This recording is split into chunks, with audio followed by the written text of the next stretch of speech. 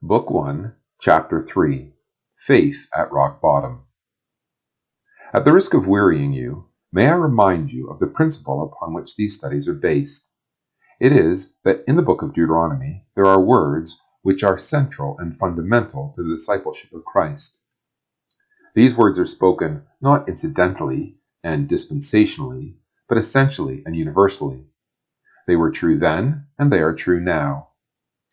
In this chapter, we are to think about faith, descending and then ascending. There is no doubt that in the life of discipleship, faith is the source of strength. Doubt cramps energy. Trust is power. All things are possible to him that believes. Disciples are called to overcome the forces which, apart from God, would doom them. When the saints are gathered for the final song of triumph on Mount Zion, it is not going to a great bath chair rally. As their Lord is victorious, so are they to be. Remember the words of Jesus through his revelation to John. He that overcometh, I will give to him to sit down with me in my throne, as I also overcame and sat down with my Father in his throne. Revelation 3, verse 21, RV. Mark the quality of their victory, as I also overcame. The Apostle John fixes the power which brings the victory. This is the victory that overcometh the world, even our faith. 1 John 5, verse 4. Faith is the assurance of things hoped for, by the proving of the things not seen. In order to have triumphing faith, you must have the capacity to see the invisible. According to their vision, men are empowered. Seeing the invisible. So it was with the heroes and heroines catalogued in Hebrews. Abraham left a certain city for a land he had never seen and did not know. He began the journey having no idea where it would lead. If there had been newspapers in the day of Abraham, one morning in the Chaldean Times, an article would have begun like this: "Our respected citizen Abraham is leaving us at the end of the week." When our correspondent asked him where he was going, he said he did not know. He has been counseled to seek medical advice. Measured by the wisdom of the hour, the men and women of Ur would have said that Abraham was a foolish man, foolish to the point of instability. Yet Abraham was sure and calm. Why was he so sure of the unseen land? Because he was sure of the unseen God. When men see the invisible, they do things which blind men would never contemplate. Noah did a strange thing. He built a big liner in the middle of dry land. They never thought of building the Queen Elizabeth at Coventry. The harbor is a little shallow in dry weather. If there had been newspapers in the day of Noah, one morning in the Mesopotamian Chronicle, there would have been a headline, "Noah has gone mad." When men see the invisible, they do things which other men count strange, even contradictory, even lunatic. Noah was utterly sure of the unseen flood because he was sure of the unseen God. Somehow he knew in his deepest heart that there is a madness which, rightly named, is the sublimest sanity. Think of the man with the shepherd's crook, who turned his back on all the splendor of Egypt because he had respect unto the recompense of the reward. Hebrews 11, verse 26.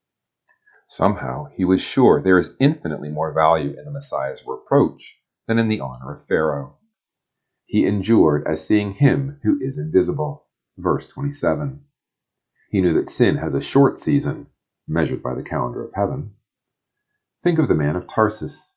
He saw something which his companions could not, and he was never the same again. He tramped over rough roads, faced tempests, endured peril upon peril, more than once barely escaped with his life, because he was utterly sure of his King. I know whom I have believed. 2 Timothy 1, verse 12. He said, "For I am persuaded that neither death, nor life, nor angels, nor principalities, nor powers, nor things present, nor things to come, nor height, nor depth, nor any other creature shall be able to separate us from the love of God, which is in Christ Jesus our Lord." Romans 8, verses 38 and 39. What a splendid confession of unshakable faith, and what a life of enduring faithfulness came out of it. But I think I know what you are thinking, for I am thinking the same myself. Not many of us live at that altitude. We rarely get above the snow line. Too often we are in the valley where the day is dull, and the saffron scarce, and the stream of life is sometimes rancid. Faith descends, and we think thoughts and nurse doubts, and do things which would make us ashamed in the presence of Abraham, Noah, Moses, and Paul. Why does faith descend? Why does it get dim? Why do disciples, once strong, fail and falter? It is no new problem. Think of these two sentences. You were running well. Who did hinder you? Galatians 5 verse 7 RV. I have this against thee, that thou didst leave thy first love. Revelation 2 verse 4 RV. There are diverse reasons, perhaps as many as there are different kinds of disciples. We cannot think of all, only some, and here are two. The problem of fear. First of all, very often faith is assaulted by fear. Fear is insidious. It saps the strength. It weakens the nerve. It dilutes the resolution. Through fear, men lose their grip and their optimism. High hopes are dashed and loyalty abandoned through fear. Think of the people of God as they came into the margin of the good land. At Kadesh Barnea, the spies went in to gain intelligence for the preparation of the campaign. They came back with their reports. There were two, a majority report and a minority report, almost identical. The majority report said, "It is a good land. It flows with milk and honey. The grapes are luscious. The rivers are beautiful. But there are walled cities and giants in the land. We had better not go. Let us make a captain and go back to Egypt." The minority report said, "It is a good land. It flows with milk and honey. The grapes are luscious. The rivers are beautiful. It is true there are walled cities and giants, but we are well able with God's help to take the land. Let us go up and possess it." The placing of the but makes all the difference. It is to the lasting shame of the people of Israel that they chose the majority report. They were afraid of the forces which were in opposition. Their courage melted away. The Hebrew writer says that they could not enter in because of unbelief. It tells us that eroded faith is a barrier to possession. And what made their failure so inexcusable was that they had received so much evidence of the invisible God. Remember, faith is the assurance of things hoped for by the proving of things not seen. God had given them abundant proof of his power and his compassion. He parted the Red Sea and destroyed their enemies in it. He delivered them from Egypt with mighty power. And yet here they are, with no assurance about his ability to deal with walled cities and giants. They dare not venture with God. They forgot his providential care. But they remembered the leeks and the onions and the garlic of Egypt. It is strange that garlic has come to be the outward sign of some inward disgrace. Let the gourmets beware. Such was the tragedy of descending faith in the people of God. They turned back from their high heritage through fear. Fear of the things which lie ahead. Fear of losing the things which lay behind. Here is the issue. Dare we consult our own fears in the light of this example of Israel? The local conditions have changed, but the principles remain. Why do men hold back from venturing in faith with God? Sometimes it is through a fear that if they were to act boldly with faith, they might expose themselves to some deprivation, the loss of some material advantage, or a fear that the difficulties might result in some hardship or opposition which they are not ready to endure, or that if they declared themselves openly as faith demands, that their reputation would be injured, or the fact of acting in faith might mean the repudiation of some relationship or some indulgence which they fear to relinquish or which they long to keep. But there are other fears, fears of weakness, the continual failure to master forces which assault the spirit and crush the soul, fear of the unknown, some physical disability, some bodily failure, some dark problem which no human agency is able to solve, fear of the things which are coming upon the world, fear of violence, fear of evil, fear that perhaps, after all, that which began best will end worse. Fears about the mystery of sorrow and pain, not only our own, but that of others. Fear of death, the last enemy, not the fear of death itself, but the fear of the scrutiny of life which death will bring at last before the judgment seat of Christ. Fears about some sudden upspringing of forces in a man's character, forces which are depraved and degenerate, slimy, devilish, and hateful. All these fears have the effect of eroding faith and dimming the vision, so that failure hangs on the heart like an icicle, and the soul is benumbed. The problem of self-corruption. The other force which hurts and harms the faith of God's people is self-corruption. I bring to you Deuteronomy chapter 4. When thou shalt beget children and children's children, and ye shall have remained long in the land, and shall corrupt yourselves, and make a graven image, or the likeness of any thing, and shall do evil in the sight of the Lord thy God, to provoke him to anger, I call heaven and earth to witness against you this day, that ye shall soon utterly perish from off the land whereunto ye go over Jordan to possess it. Ye shall not prolong your days upon it, but shall utterly be destroyed. And the Lord shall scatter you among the nations, and ye shall be left few in number among the heathen, whither the Lord will lead you. And there ye shall serve gods, the work of men's hands, wood and stone, which neither see, nor hear, nor eat, nor smell. Verses 25 to 28. Notice the process. When ye shall have remained long in the land, and have taken its blessings for granted, and shall corrupt yourselves, and make a graven image, and shall do evil in the sight of the Lord. Notice the whole sad process begins with self-corruption. What is self-corruption? It is giving or using the powers of your life for something which is lower than the highest and the best. It is the first step in backsliding.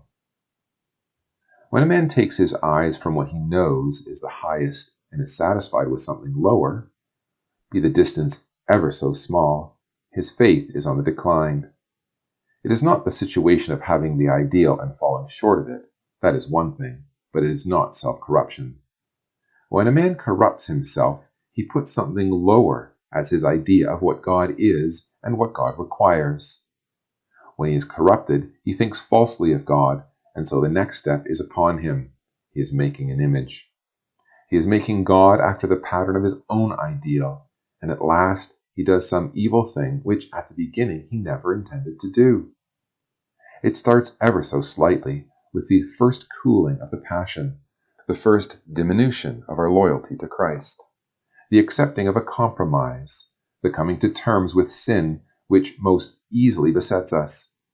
This is the tragedy of a man who wears all the externals of discipleship, but inwardly has lost the thrill, the passion, and the devotion.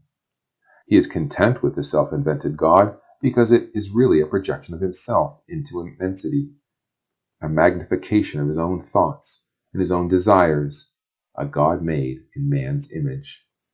And what we ought to be concerned about is not the great gulf that exists between God and the man who does overt evil in the sight of the Lord, but we ought to be concerned about the first step on the descending path, the first dimming of bright faith, the first chill wind that blows through the ways of a man's life which once were warm with love. If that process goes on unhindered, it results at last with that condition which the Hebrew writer calls being hardened by the deceitfulness of sin. If from thence. If there were no more to say, it would be a sad and gloomy thing to ponder. But there is more to say. Come back to Deuteronomy 4, verses 27 and 28. And the people of God mastered by insensate gods they made for themselves. Look at verse 29. But if from thence thou shalt seek the Lord thy God, thou shalt find him, if thou seek him with all thy heart and with all thy soul. If from thence. Think where thence came to be for the people of God. Some foreign land far away from Zion, in the heart of idolatry, mastered by paganism, degenerating and descending. Men of vision, of the highest vision, men of noble passion and fair ideals, men languishing and lost. How can they sing songs of Zion in a strange land, scattered, forsaken, and despised? But if from thence. You do not have to be a genius to see that this is the agony of broken discipleship in Deuteronomy. Thence is the word. It may be a long way back, where there seems to be no hope, where there seems to be no possibility of restoration, where the heart is chilled and the soul is fevered, where the poor wandering boy is eating swine's husks and his spirit is broken. But Moses says there is no situation so hopeless, no condition so hard, no failure so dark. But if there is a search for God, he will be found. And being found, he will lift up and restore. If from thence thou shalt seek the Lord thy God, thou shalt find him, if thou seek him with all thy heart. There is in the New Testament a word which is the counterpart to thence. It is in Hebrews 7.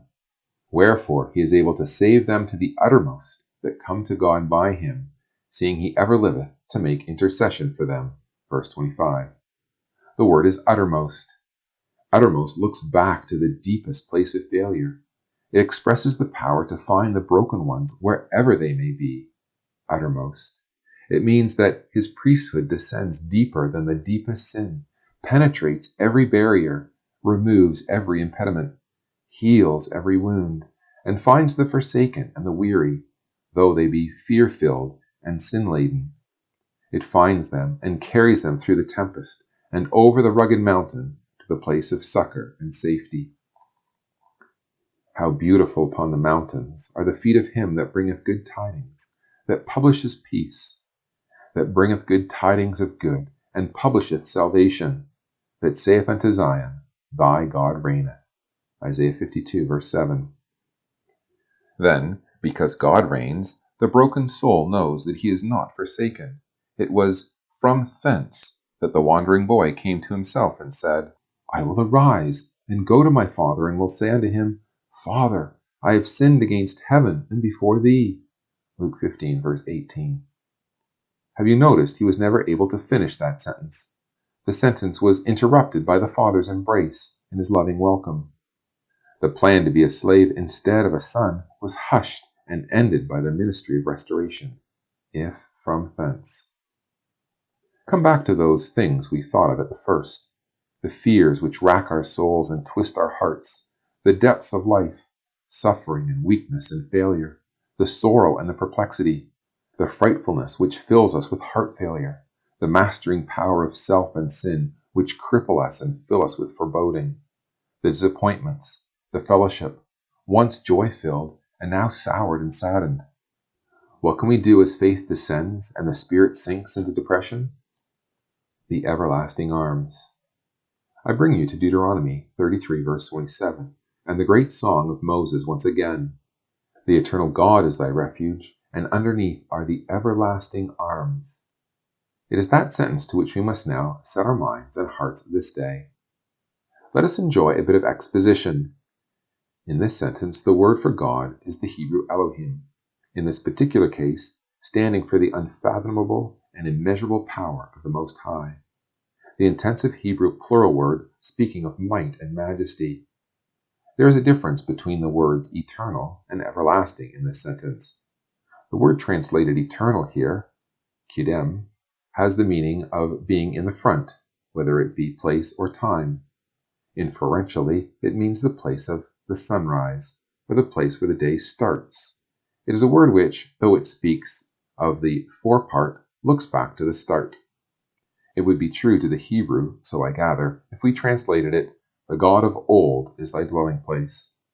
But it would be lacking the poetic sense of the word eternal, and therefore the best way of expressing it is this: the God of the beginning is thy dwelling place. The God of the morning, that morning when the stars sang together for joy in the mystery of creation. It is saying, then, that God, who was at the beginning and revealed himself in power and glory and creative wonder, the God of way back, is nevertheless near, and he is your dwelling place. The nearness of the great God is discovered and realized as the place where failing men may be at home. I use the word home deliberately because home is the place where you are at home. It is the place where all fear is banished, the place where there is security and rest, where there is peace and goodwill, where you move not by the authority of dogmatism, but by the authority of love, where every door is open for love's sake, and where you can be true to yourself. At home, there is no need for guile, for pretense, for window dressing. At home, as you are inwardly, so you are outwardly. If you think I have overstated it, may I give you another place where the word dwell is used, and it has the meaning of being at home with. The sinners in Zion are afraid. Fearfulness has surprised the hypocrites. Who among us shall dwell with the devouring fire? Who among us shall dwell with everlasting burnings? Isaiah 33, verse 14. The question that Isaiah asks, who among us shall dwell with everlasting burnings, means, who will be at home in the fire? Who will be able to survive and come out of it better and purer? Not the sinners in Zion, but such as have lived lives made incombustible by the quality of their living. Gold survives the fire, stubble is destroyed. One is at home with fire, the other is not. Dwelling means being at home with. The God of the morning is your dwelling place. The God of the beginning is with you now on the pathway. In spite of your recurring powerlessness, in spite of your faltering steps, in spite of your trembling heart. The God of beginning is your homestead. This is the God who said, "Let there be light." The God who divided the water from the water. The God who brought life and said, "Let us make man in our image." Light, water, life. It is the story of discipleship, the light of the truth, the water of baptism, the life of faith. This God is your dwelling place where broken men may be at home. And then, underneath are the everlasting arms. The word everlasting, olam, seeks to describe the timelessness of God, age-abiding, unchanged by the ages, passing through and beyond the ages, and yet the same.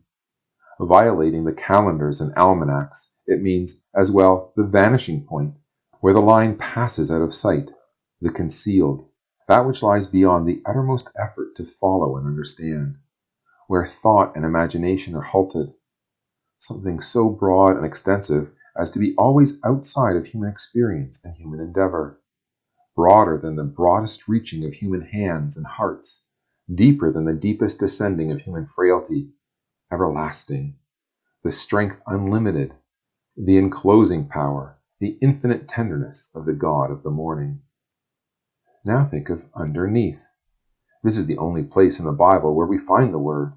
The Hebrew term is found in other places, and its meaning is not in doubt. It is very simple. It means bottom. Associated with the meaning is the idea of going down, descending, falling, beating down, humbling. The depths, the deepest condition which your imagination or your experience can conceive. When you were right down, in sorrow, in anguish, in fear, in weakness, in suffering, in failure, the lowest level, when you said, "I was never deeper down than now." Listen, underneath. Lower than that are the everlasting arms. When faith was at rock bottom, the everlasting arms of God were underneath life, with all its mystery, with all its seeming chancefulness, with its perplexity and contradiction. Underneath are the everlasting arms. There is nothing outside the orbit of his will. There is nothing beyond the tenderness of his care. How can we say it? How can we tell it? Human syllables are not adequate. When we are falling fearfully and sadly, in the last reach of the descent, when every support is giving way, when no finger is lifted to halt our falling, when no voice can stay our helplessness, and when no glance of the eye can understand our agony, in the moment of our utter weakness, in the moment of final hopelessness, we fall. And we have fallen into the arms of God, cradled by the God of the morning, succored at rock bottom. And Moses goes on to proclaim that the God who is our refuge will bring to naught all the forces which are set upon hindering and harming us. He will thrust out the enemy. Fear, like the black raven, will drop dead, and old death, riding on his pale horse, is vanquished. So we may take the words of old, Moses' last words, and make them our own. Happy art thou, O Israel! Who is like unto thee? O people saved by the Lord, the shield of thy help, and who is the sword of thy excellency? And thine enemies shall be found liars unto thee, and thou shalt tread upon their high places. Deuteronomy 33, verse 29. So here's the answer to our fears and foreboding. He is in the beginning of this day and every day, until the cycle of running days is over and all the secrets of the ages are unveiled. End of Book 1.